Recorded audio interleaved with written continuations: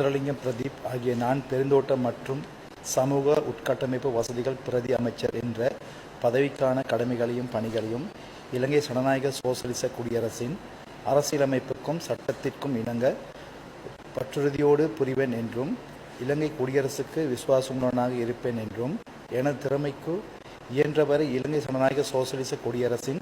அரசியலமைப்பை உறுதியாக போற்றி காப்பேன் என்றும் பயபக்தியுடன் வெளிப்படுத்தி உறுதி செய்கின்றேன்.